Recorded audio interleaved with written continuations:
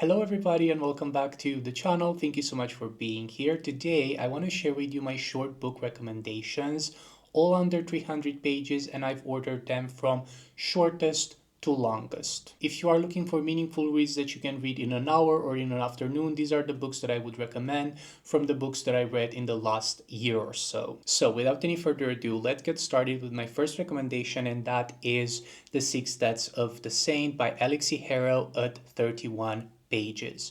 In this book, we are following a servant girl who somehow turns into this kingdom's greatest warrior, and she has to fulfill a prophecy. But what happens when this warrior keeps on dying over and over again for the people that she trusted, only to discover that maybe these people don't have her best interests in mind? I love how Alexi Harrow chose to tell us this story, and I love that it was done in 30 pages. I think it is amazing what she was able to achieve with this amount of pages, and it is honestly one of the short stories that I continuously keep thinking about. Also, if you like The Six Deaths of the Saint, not a short story recommendation by any means, but she recently came out with a book called The Everlasting. It is a book that I am currently reading. I actually started reading this one this morning as of the filming of this video. And this book, The Everlasting, it is inspired actually from The Six Deaths of the Saint. So if you like The Six Deaths of the Saint, go check The Everlasting, because from what I hear, it is kind of similar to The Six Deaths of the Saint, but obviously it is done in a different manner. So this is The Six Deaths of the Saint. It is available on Amazon, on KU. Go ahead and read it, because I guarantee you will not be disappointed. Next up, I want to recommend you a poetry collection, and it is called The Orange and Other Poems by Wendy Cope at 53 pages. All of the poems in this book center themes of love and life, of what it means to be in love, to fall in love, to deal with toxic relationships and toxic partners, and I just love this collection so much. I actually read it last year before Christmas, and I reread some of these poems this year as well. It is a poetry collection that impacted me so much. I typically don't gravitate towards poetry, but this one is something else. And I actually want to read you some of my favorite poems from this collection, starting with the title, which is The Orange. So Wendy Cope says, "At lunchtime, I bought a huge orange. The size of it made us all laugh. I peeled it and shared it with Robert and Dave. They got quarters and I had a half. And that orange, it made me so happy, as ordinary things often do. Just lately, the shopping, a walk in the park, this is peace and contentment. It's new." The rest of the day was quite easy. I did all the jobs on my list and enjoyed them and had some time over. I love you. I'm glad I exist. So this was The Orange. And then one of my other favorites from this collection, it is some more light verse. So it goes, "You have to try, you see a shrink, you learn a lot, you read, you think. You struggle to improve your looks, you meet some men, you write some books, you eat good food, you give up junk, you do not smoke, you don't get drunk. You take up yoga, walk and swim, and nothing works, the outlooks grim. You don't know what to do, you cry, you're running out of things to try. You blow your nose, you see the shrink, you walk, you give up food and drink. You fall in love, you make a plan, you struggle to improve your man, and nothing works, the outlooks grim. You go to yoga, cry, and swim. You eat and drink, you give up looks, you struggle to improve your books. You cannot see the point, you sigh, you do not smoke, you have to try." I would really advise you, if you choose to pick up this book and to read these poems, I would really advise you to read them out loud, because they sound so much better when you read them out loud than when you read them in your head. So this was The Orange and Other Poems by Wendy Cope. The next book that I want to recommend is The River Has Roots by Amal El-Motar, and not to judge a book by its cover, but please look at this gorgeous cover. And also, my physical copy is illustrated. I would assume that the ebook and the paperback are illustrated as well. But This book has these gorgeous, gorgeous illustrations all throughout it, and it is just such a joy to read.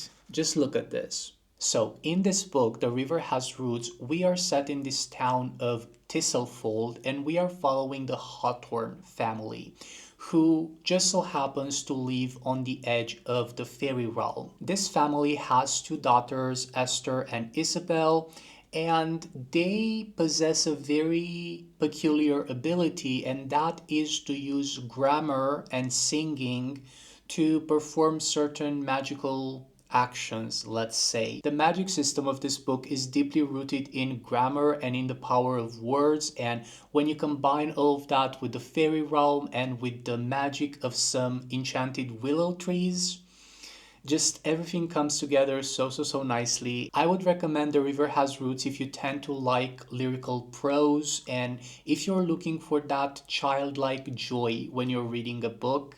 I think this would be a really good fit for that. So this is The River Has Roots by Amal El Motar. Next up, I have Hunchback at 112 pages, and this is written by Sao Ikikawa. I hope I'm pronouncing the name correctly, but this was a very popular book this year, and I read it and I have no regrets. It is such a powerful read. Basically, this book is a debut novel and it follows a woman in a care home as she is trying to seek autonomy and as she's trying to explore all of the possibilities of life. And my neighbors just started screaming all of a sudden. So, we are following this character who just lives her very boring life at this care home. And because she has this congenital muscle disorder, she cannot walk, so she's using an electric wheelchair and she uses a ventilator to be able to breathe. She has this job as a writer, but on the side, she also publishes online erotic short stories or erotic fiction. And also, she has a Twitter account where she tends to shitpost a lot. But what happens when the nurse that has to take care of her discovers her online presence? And our main character made a post a while ago about her willingness to give out a large sum of money for a sperm donor. So the nurse is challenge accepted, I will do it. And things are kind of escalating from there, and they fall in this very complicated sort of a relationship, let's say. So this is Hunchback. I love how it explores all of these themes of want and desire and sexuality from our main character, who everyone is looking at very pitifully and almost don't see her as a human. I think it deals with those themes very well. So this is once again Hunchback. Next up, I have mcglue by Atessa Mashfake at 128 pages. This is basically a queer pirate historical fiction that is very weird, but in the best way possible. I actually thought a lot about this book after I finished it, and the more I think about it, the more I appreciate what it did. This book follows our main character, mcglue, who is just drunk all the time and he doesn't really know what's real and what's not. One day, he is judged for the murder of his best friend, and he honestly, truly cannot remember if he did it or not. So he is in this sort of purgatory emotionally and mentally, and he is just trying to remember if he truly actually killed his best friend or not. I love how this was written. I think that the Samashvek was able to portray the angst of the main character really well, and I just love it. As I said, I keep thinking about this book constantly, and I think I'm due a reread next year potentially. So this is mcglue by Atessa Mashfake. My next recommendation is Revenge by Yoko Ogawa at 168 pages. This is a short story collection from this author, and it obviously tackles themes of revenge, as the title suggests. This is just so spooky and grim and dark and almost macabre with certain stories. It also has a little bit of supernatural elements that I really, really tended to like. There's a specific short story in this collection called Sewing for the Heart, and that character is trying to sew a heart for another character that was born with their heart kind of out of their chest. And I really, really liked that imagery a lot. I think it is one of my favorite short story from this collection. But what I truly appreciated about this one is how all of the short stories are kind of interwoven with one another. And when you finish the book, you just are left with this web of fate, kind of, and you start thinking about all of the ways in which these characters are connecting to one another. So this is Revenge by Yoko Ogawa. Next up, I want to recommend Agnes Grey by Anne Bronte. This year I read 4 novels from the Bronte sisters. I read Agnes Grey, The Tenant of Wiltfell Hall by Anne Bronte, and I also read Wuthering Heights and Jane Eyre by Charlotte and Emily Bronte. Out of the 3 sisters, I think that Anne Bronte is my favorite from what I read thus far, just because she tends to have this very optimistic outlook on life, but not optimistic as in unrealistic, optimistic in the sense that she has hope for the future, even though she recognizes that the period in which she lives and the period in which these characters are living in is deeply flawed, and it just unfortunately doesn't treat women very, very well. So that's why I find myself gravitating towards Anne Bronte more than the other 2 sisters. But let's talk specifically about Agnes Grey. So this book tells the story of a governess from the 1800s. And this book was inspired from the actual experience that Anne Bronte had with home teaching. Agnes Grey is the daughter of a rector, and she has to work in order to support her family financially. And the only respectable job that a woman who's not married can have in this time period is to be a governess. So she does that, and she unfortunately goes through very horrific things when it comes to her job. The families that chose to employ Agnes as a governess for their kids are unfortunately all very self-centered and just stupid and egotistic, but she just has to go through that. This more so reads like a journal than a novel, and I really liked our main character Agnes Grey and her voice when it comes to the narration. So, once again, this is Agnes Grey by Anne Bronte. And if you are willing to read a book that's longer than this, I would really, really recommend The Tenant of Wiltfell Hall. That book is, I think, my favorite of hers, but this is a very close second to that. Speaking of the Bronte sisters, my next recommendation is Everything is Tuberculosis by John Green at 198 pages. This is obviously a non-fiction book about tuberculosis, as you would expect from the title. What I really appreciated about this book is not only that John Green is presenting us all of these facts about tuberculosis, like when it was discovered and how we discovered the cure for tuberculosis and why does it still exist in today's day and age, but he is paralleling all of these facts with the very real story of Henry, who has tuberculosis in today's day and age, and later on he was diagnosed with a drug-resistant form of tuberculosis in Sierra Leone. So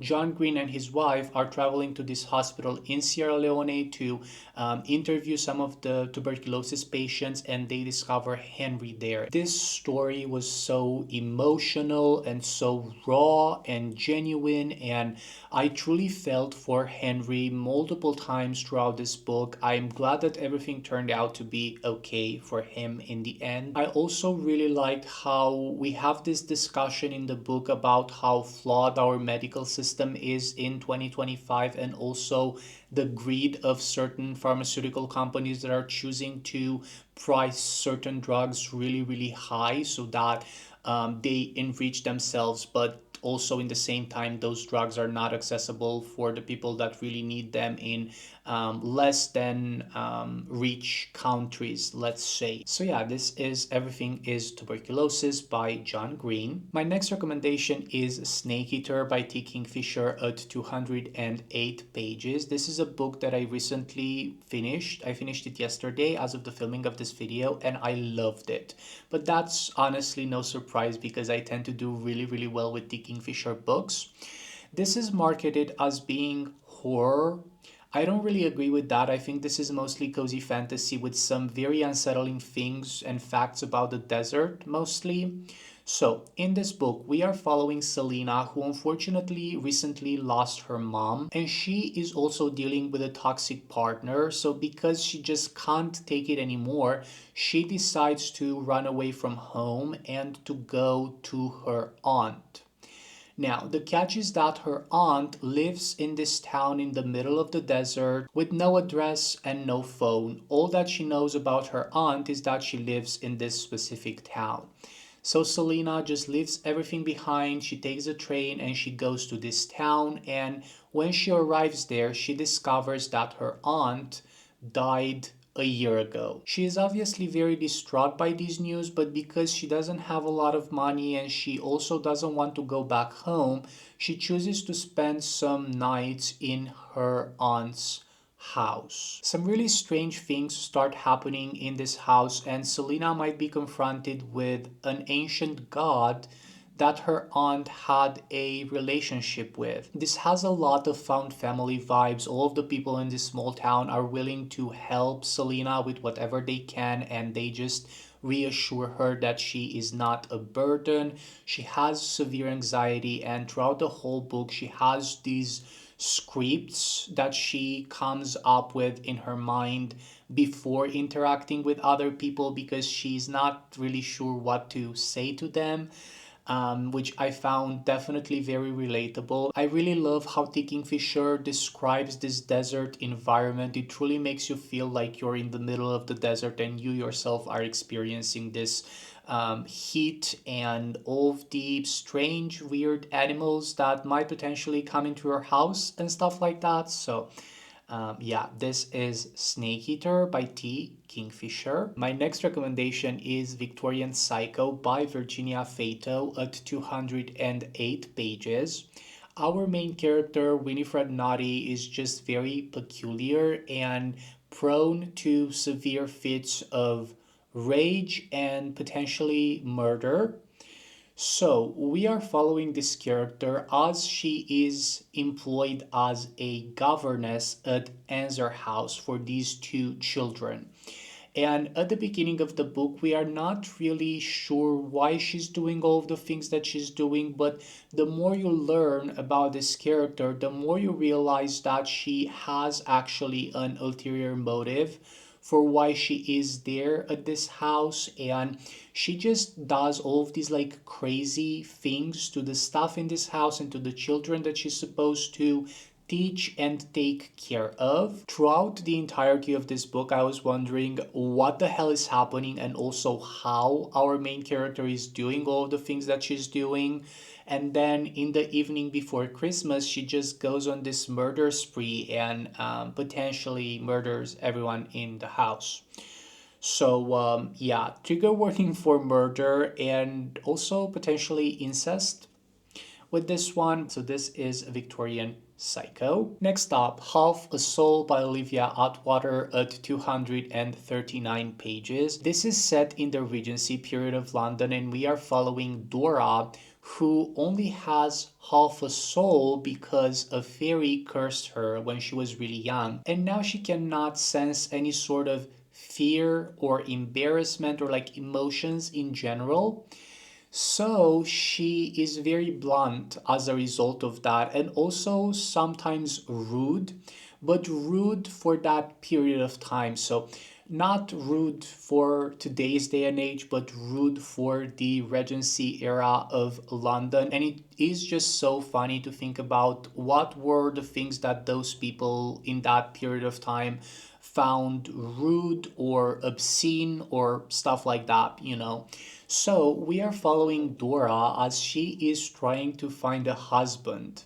And she's going to all of these balls and all of these soirees and stuff like that with her cousin, I believe, and also her mom is there. And she just grows more and more infatuated with this guy who is not at all well regarded in the high society of London. So she has to make a choice, either to choose this love or to listen to her mom and to get married to someone that she doesn't like at all. So this was funny, this was heartwarming, this was also very quick to read. This is also part of an interconnected standalones kind of a situation. So if you really like this one, you can go ahead and read the other books in the series as well. But this is Half a Soul by Olivia Atwater. Next up, I want to recommend The Safekeep by Yael van der Woeden at 265 pages. This was one of my favorite books of the year, not just when it comes to short books, but when it comes to books in general. I love, love, love this one so much. So, in this book, we are set in the post World War II era in the 1960s in the Dutch countryside. And our main character is named Isabel. Isabel is very just type A, like she's very organized and diligent, and she's very keen on details and stuff like that. So she knows everything that moves in her house, right? And one day, her brother comes home and brings his girlfriend Eva. And Eva and Isabel are put in the situation to live together for the next season until Isabel's brother returns from his job in another country. So, as these two women are forced to live together in Isabel's house, we learn more and more things about Eva, and she pretty much seems to be the opposite of Isabel. She is very spontaneous and she wakes up really late, and she doesn't really care about anything from what we learn in the first part of the book. So Isabel is more and more angry at Eva. But Isabel also discovers that more and more objects start disappearing from her house, and she obviously suspects Eva. As you continue to read this book, you just start realizing that maybe the antagonist of the story is not actually who you think it is, and there's something more going on there. So this is The Safekeep by Yael van der Woeden. This was such a good book, and I keep thinking about it on and on and on. This also was shortlisted for the Booker Prize in 2024. Second to last recommendation, this is The Memory Police by Yoko Ogawa at 274 pages. This is not my favorite book. I think it is really interesting in concept, but not as much in execution. But I still chose to recommend this one just because it makes you wonder what if. In The Memory Police, we are set on this unnamed island where things just start disappearing and people don't really seem to remember that those things ever existed. And it starts with small things like hats and ribbons and perfume and stuff like that. But what do you do when books start disappearing? What do you do when arms and legs and other body parts start disappearing? Most of the inhabitants of this island don't remember at all what disappeared, but there are a couple of people that have the power of remembrance. And these people that can remember things are actually hunted by the memory police. The memory police is this faction of their government that pretty much is tasked with eradicating the people that can remember the objects that disappeared. Our main character is a writer, and she herself can remember the things that disappeared. Also, her mom was able to remember the things that disappeared until one day when her mom was brought into question by the memory police and then mysteriously died. So, our main character might discover that her mom didn't die from natural causes, let's say, and it is all the fault of their government and of the people that are in charge of things. As I said, not my favorite book in terms of execution, just because I found a lot was left to be desired, specifically with the ending. Other than the questionable ending, there's also a subplot of romance between our main character and another guy who's married and his wife is expecting a child. So I just didn't like that element at all, and I didn't think was necessary for the story at all. But I still think it is worth the read just for the concept and for that exploration. So this is The Memory Police by Yoko Gawa. And then last but certainly not least, I want to recommend Stag Dance by Tori Peters at 288 pages. This contains 4 short stories about gender identity, let's say. The first one is called Infect Your Friends and Loved Ones, and it basically explores the concept of what would happen if your ex is bringing upon the world the gender apocalypse, basically. The second one is called The Chaser, and it's basically this story about 2 roommates that are casually having sex, and one of them might not be willing to recognize their relationship. Stag Dance, which is the third story in this anthology and also the title of it, explores this group of lumberjacks as they are trying to plan a dance for the end of the season. But in this dance, one of them has to volunteer to be, quote unquote, the girl.